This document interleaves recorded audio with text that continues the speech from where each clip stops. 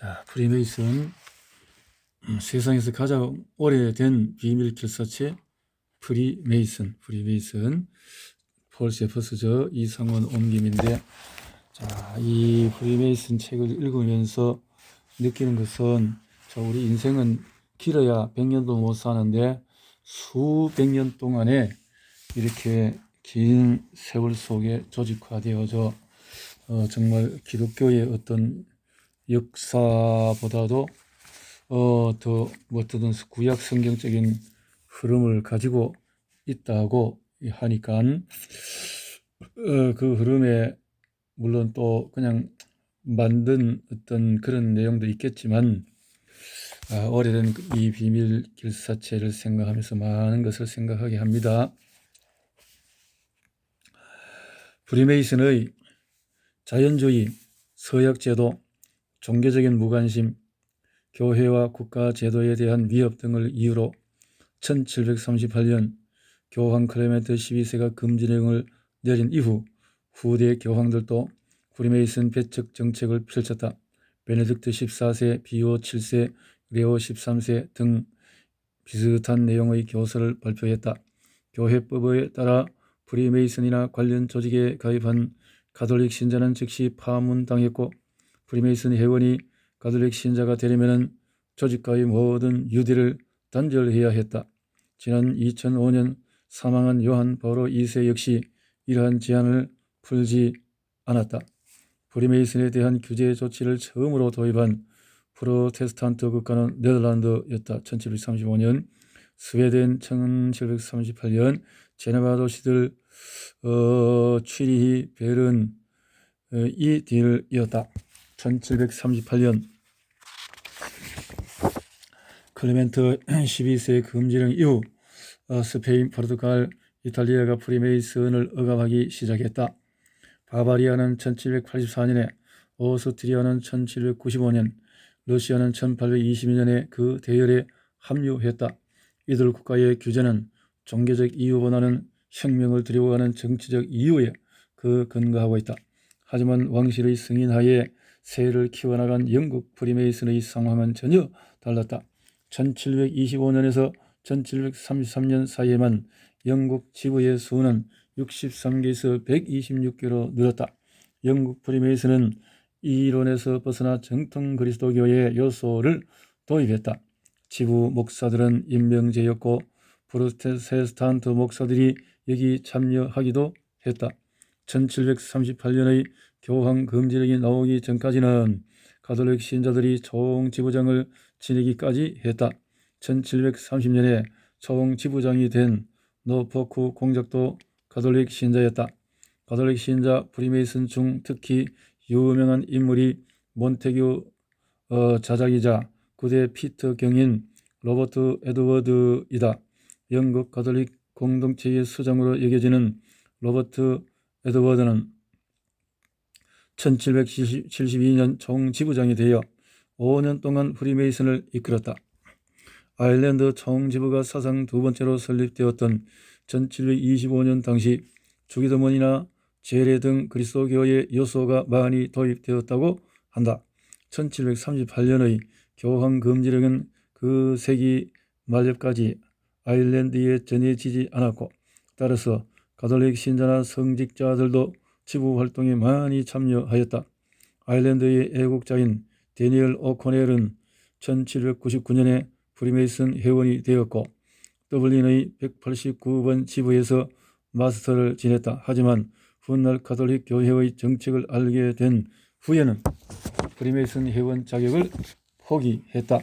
오늘날 아일랜드 지부는 소수인 프로테스탄트 신자들의 지원을 받고 있다. 자, 훗날 미국 지부들에 큰 영향을 미치게 될 스코틀랜드 총지부는 1736년에 생겨났다. 가장 유명한 회원은 시인인 로버트 번즈이다. 1737년 독일 최초의 지부가 함부르크에서 만들어진 후에 프레드릭 대제가 잠깐 관심을 보이기도 했고, 왕가인 호엔촐레른 사람들이나 프러시아 장교들이 프리메이슨 회원이 되기도 했다. 스칸디나비아에서는 군주들이 대대로 프리메이슨의 총지부장이자 후원자 역할을 담당했다. 벨기에 최초의 지부는 1765년에 생겼다. 네덜란드에서는 1734년 헤이그의 첫 번째 지부가 만들어졌다. 네덜란드 지부는 처음에는 정부의 배척을 받았지만 꿋꿋이 이겨내어 결국 인정을 받았다. 스페인 지부들은 1769년까지 영국의 승인하에 존재하다가 총지부가 스페인 총본부라는 독립조직으로 거듭났다. 포르투갈 지부들은 1735년에 생겨났다. 이탈리아 프리메이슨은 1764년 나폴리 지부로 시작되었다. 러시아에서는 표트르 3세가 1771년 상드페테르부르크에 생긴 러시아 총지부의 지부장 역할을 맡았다. 하지만 러시아 종교의 반발이 일자 1822년 알렉산드르 1세는 프리메이슨 활동을 금지한다. 볼프강 아마데우스 모차르트가 하늘의 총지부로 떠난 후 프리메이슨에서는 사망을 이렇게 표현한다. 2회가 지났을 때 오스트리아 황실은 모든 종류의 비밀 조직을 해산시켰다. 비밀 조직에 대한 의혹과 우려는 유럽의 통치자들 사이에 신속하게 퍼졌고 결국 영국도 그 영향을 받았다. 그리하여 1799년 회원들에게 서약을 요구하는 단체는 모두 불법이라는 의회의 결정이 내려졌다. 하지만 여기서 프리메이슨 지부들은 법 규정을 준수하는 한 예외로 한다고 되어 있었다. 하원과 대법원, 왕실과 귀족 집단의 프리메이슨 회원이 다수 존재했다는 상황을 감안하면 충분히 수긍이 갈 만한 특별 대우였다. 미국 프리메이슨은 유럽과는 전혀 다른 상황에서 활동했다. 우선 프로테스탄트가 지배적인 종교였기 때문에 교황의 칙령이 거의 힘을 발휘하지 못했다. 또한 헌법이 집회, 결사 및 언론의 자유를 보장하는 체제였다. 따라서 지부의 수나 회원수는 급속히 늘어날 수밖에 없었다.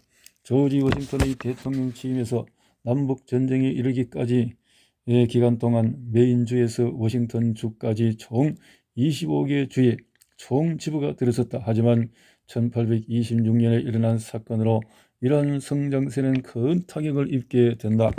프리메이슨의 비밀을 밝히는 책을 출판하려 했던 인물이 갑자기 사라져버린 이 사건은 프리메이슨 역사상 가장 극적인 이야기라고 묘사된다. 그는 살해당했으리라 추측되었고 미국 전역에 반프리메이슨 열풍이 몰아쳤다. 이는 미국 정치계의 격변으로까지 이어졌다. 프리메이슨의 일대 위기를 가져온 이 사건은 1824년 뉴욕주 바타비아라는 캐나다 인근 도시에 윌리엄 모건이 도착한 것으로 시작되었다. 버지니아 캘페퍼 카운티 출신이었던 모건은 캐나다에서 이런저런 일을 전전했고 미국에 돌아온 당시에는 1812년의 전쟁에 참전했다면서 대령이라 자칭했다. 모건의 과거와 관련해 미국 프리메이슨 역사가는 익명 높은 사람들이 늘 그렇듯 전혀 다른 이야기들이 공존하는 상황이다. 친구가 전혀 없을 정도로 사악한 사람도 거의 없지만 헐뜯는 이가 전혀 없을 정도로 훌륭한 이도 거의 없다. 적과 친구의 평가를 모두 들어 평가해보면 그는 변변한 재능 없이 이리저리 굴러먹는 위인이었고 교육도 받지 못했지만 약삭 빠르며 빌린 돈을 갚을 줄 몰라 잡혀가기도 했다. 게으른 데다가 해픈 편이어서 프리메이슨 자선 기부의 도움도 많이 받았다라고 썼다. 역사적 기록을 보면은 모건은 1825년 5월 31일 뉴욕 33번 웨스턴 스타 지부에서 로열 아치 등급을 받았다. 프리메이슨에서는 그가 친구와 고용주에게 억지로 보증을 부탁해 로체스터 지부에 들어온 것이라 보고 있다. 그는 지부를 방문해 기꺼이 일을 도와주고 연설문을 작성하며 등급에 참여한 것으로 알려져 있다. 바타비아에서 온 동료가 로열 아치 등급을 신청했을 때 모건이 청원자 중 하나로 서명을 하기도 했다. 하지만 그의 정치에 대한 의혹이 계속 커지면서 결국 그는 회원 명단에서 삭제된다. 이를 모욕으로 받아들인 모건은 자신이 프리메이슨의 비밀을 밝히게 될 책을 써두었다면서 협박을 가했다. 이미 1826년 3월 13일에 출판 계약을 해두었다고도 했다. 계약 상대로 언급된 사람들은 모두 3명이었는데 알 수 없는 이유로 20년째 신입 회원으로 남아 있으며 프리메이슨의 원한을 가진 데이비드 밀러 모건이 살고 있던 집 주인인 존 데이비즈, 그리고 알려진 바가 거의 없는 인물 러셀 다이어였다. 계약에 따르면 모건은 $50만 받는다고 했다. 당시 사건을 보도한 신문 기사에는 모건은 술집에서나 거리에서 집필 작업이 얼마나 진행되었는지를 떠들고 다녔다. 허풍이 커질수록 반감도 커졌고 그런 식의 폭로를 어떻게든 막아야겠다는 결심도 굳어졌다. 형제들은 크게 분노했다. 비밀이 폭로될지 모른다는 생각에 조직은 안절부절 어찌할 바를 몰랐다고 적혀 있다. 1826년 9월 상황이 절정에 달했다. 모건은 셔츠와 타이를 훔친 죄로 체포되었다. 날조된 제목이었을 수도 있다. 그는 방면되었다가 곧 다시 체포되었고 2.68달러의 채무를 갚지 못한다는 이유로 감옥에 갇혔다. 하루가 지난 후 누군가 대신 돈을 갚았다. 석방될 때 그는 기다리고 있던 몇 사람에게 이끌려 마차를 타고 떠났다고 한다. 그는 버려진 성체 나이가레로 보내졌고 텅 빈 탄약고에 갇혔다. 모건이 바타비아에서 사라졌을 때 프리메이슨이 그를 납치해 죽여버렸다는 소문이 퍼졌다. 프리메이슨 측은 즉각 혐의를 부인했다. 모건의 행방이 묘연한 상태에서 시간만 흘러가자 뉴욕 주지사이자 프리메이슨의 전 총지부장이었던 드와이트 클린턴이 $300 현상금을 걸었다. 모건이 산채로 가족에게 돌아오게 하거나 혹은 모건을 죽인 범인을 잡아오는 경우에 지급한다는 조건이었다. 몇 주 후에 나이가랴 강변의 시체 한 구가 떠올랐다. 성취에서 40마일가량 떨어진 지점이었다.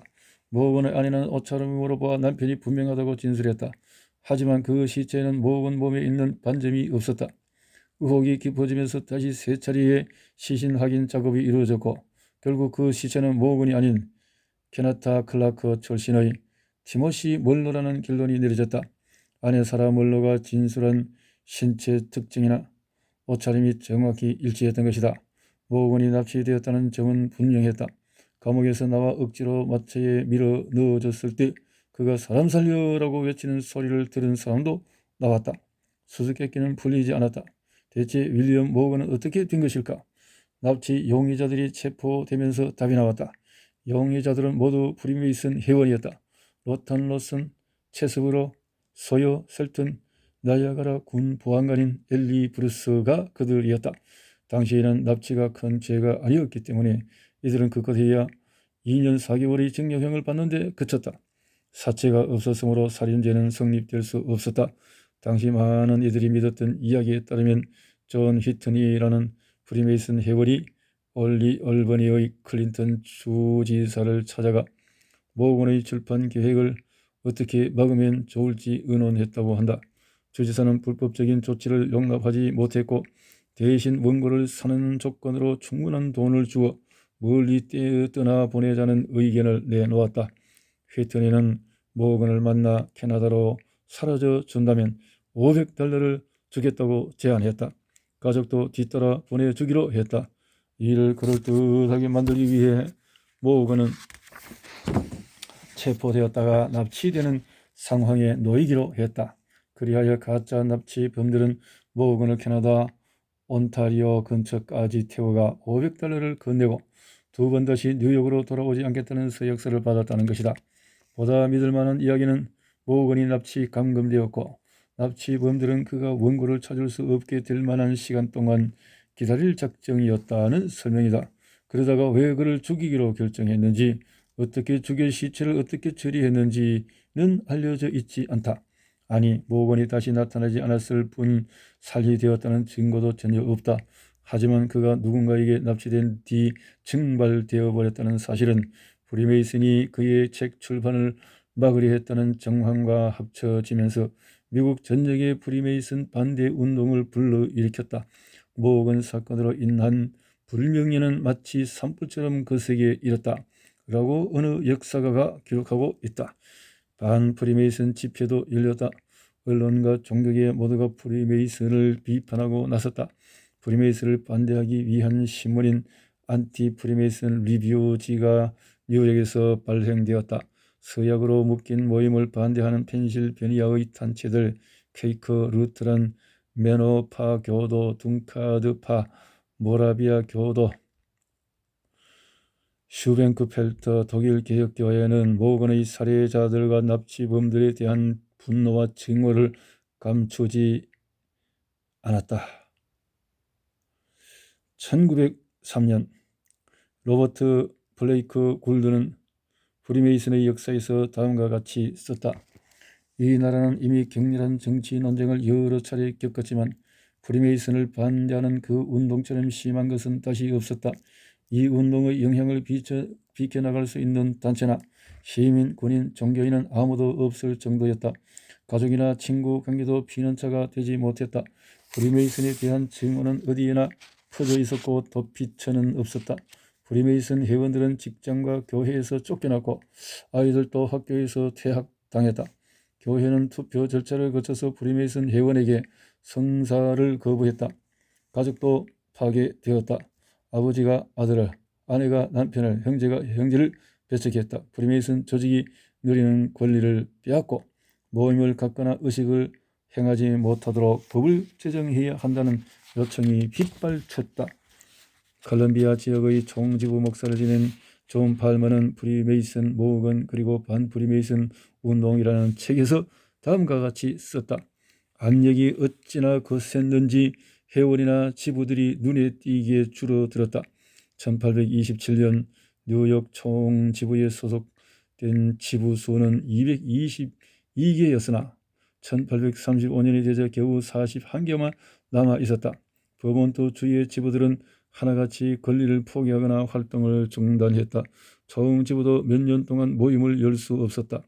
펜실베니아, 로드 아일랜드, 매사추세츠 주도 버몬트와 같은 상황이었다. 다른 주들도 정도가 조금 덜할 뿐 다를 바가 없었다. 프리메이슨 건물은 폐허가 되다시피 했고 형제들은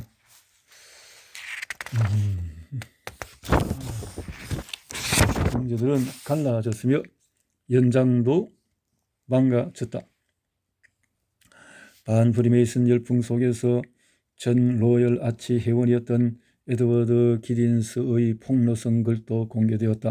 프리메이슨의 비밀을 출판하려 하다가 죽임을 당해 온타리오 호수에 던져진 윌리엄 모건 대령이 나이아가라 성체에서 받은 학대에 대한 기록이라는 긴 제목의 책이었다. 에드워드 기딘스는 자신이 모건 납치 당시 나이아가라 성체의 관리인이었고 따라서 공범이라고 인정했다. 책의 서문은 다음과 같다.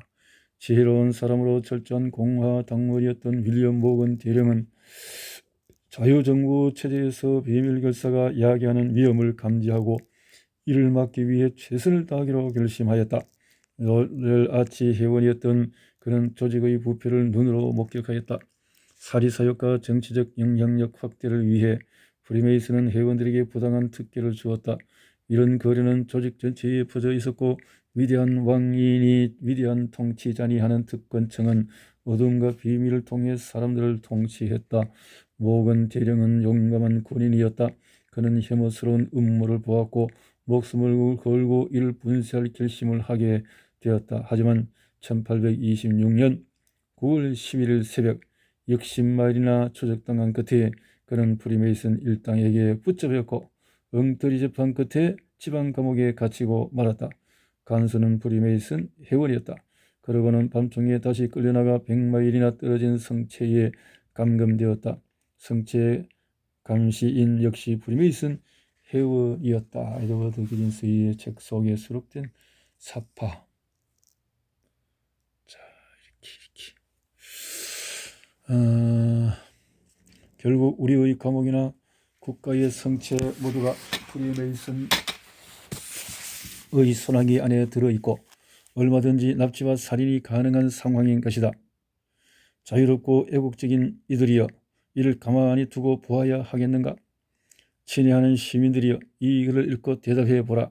살인을 저지르고도 처벌을 피할 수 있는 그런 비밀 조직이 우리 사회에 존재하는 것이 옳은 일인가? 프리메이슨 회원들은 바로 이런 일을 해왔다. 그들은 서약으로서 서로를 보호한다. 이러한 서약과 원칙을 가진 이들이 우리 자유로운 국가를 좌지우지하도록 놓아두겠는가? 모건 사건에 자신이 연루된 것에 대해 에드워드 기딘스 자신은 깊이 후회한다고 썼다.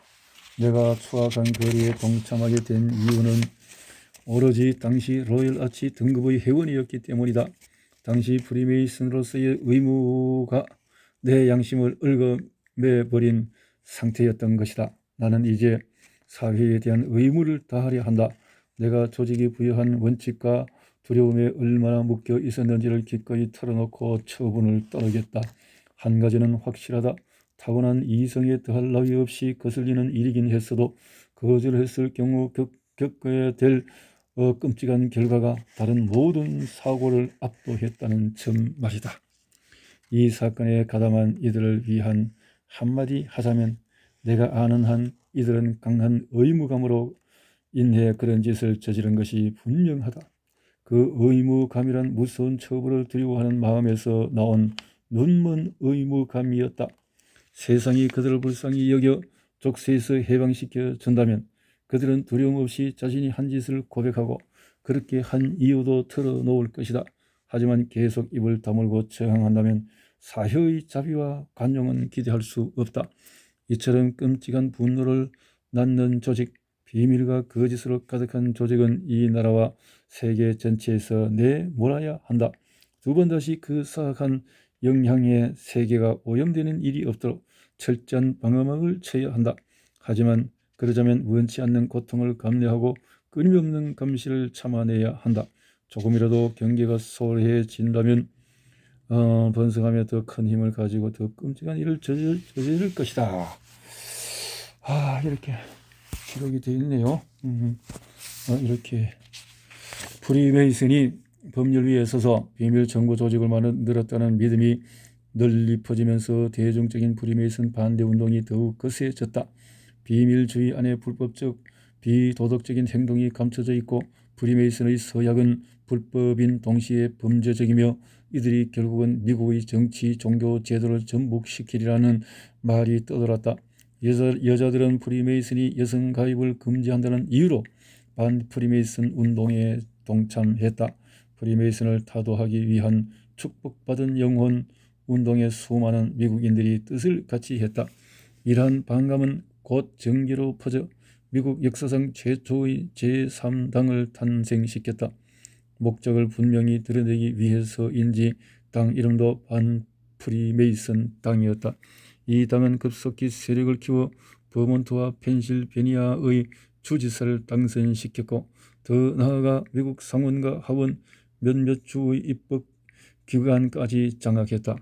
1832년 이 당은 전국 지명대회라는 것을 만들어 3인 대결시킨 끝에 앤드류 잭슨과 헨리 클레이를 제치고 윌리엄 워트를 대통령 후보로 지명했다. 하지만 버몬트에서 승리를 거두었을 뿐이었다. 1835년에는 반프리메이슨 당이 펜실베니아에서만 세를 잡았고 이후 급속히 쇠퇴했다. 반프리메이슨 당을 지원한 유명 정치인으로는 전 대통령 존 퀸시 애덤스, 윌리엄 스튜어트 훗날 공화당 당수이자 남북전쟁 중에 국무장관을 지냈다. 데니엘 웹스터 그리고 켄터키 총지부장 출신의 헨리 클레이가 있었다. 1800년대의 반프리메이슨 운동이 빚은 직접적인 결과는 프리메이슨이 더 이상 공개적인 의식을 치르지 않게 되었다는 점이었다. 야망이 있고 여론을 의식하는 사람은 더 이상 프리메이슨에서 활동하지 않았다. 조직은 지적 모임이라기보다는 사교적 모임에 가까워졌다. 10년 사이에 미국 프리메이슨 회원 수는 10만 명에서 4만 명으로 격감했다. 버몬트, 펜실베니아, 매사추세츠, 로드아일랜드, 커네티컷, 오하이오에서는 조직이 완전히 사라졌다시피 했다. 다른 주에서도 총지부 모임은 중단되었다. 간부들이 사퇴했지만 공석을 채울 사람은 없었다. 여러 해 동안 신입 회원도 없었다. 하지만 역설적이게도 19세기 전반의 반프리메이슨 열기는 19세기 후반이 되면서 새로운 비밀 결사가 우후죽순 만들어지는 상황으로 이어졌다. 그리고 신설 비밀 결사는 프리메이슨 조직과 등급 체계를 모델로 삼았다. 오드 펠로우즈, 비티아스의 기사들, 절제의 자식들 등이 그 예이다. 하지만 프리메이슨을 완전히 뿌리 뽑았다며 들어올린 축배는 성급한 것이었다. 1859년 근 30년의 세락기가 지나간 후 미국의 프리메이슨에 새 생명을 불어넣는 목소리가 생겨났다. 프리메이슨의 재단에 선 가장 순수하고 고상한 인물이라는 평가와 함께 칭송받게 될 인물의 목소리였다.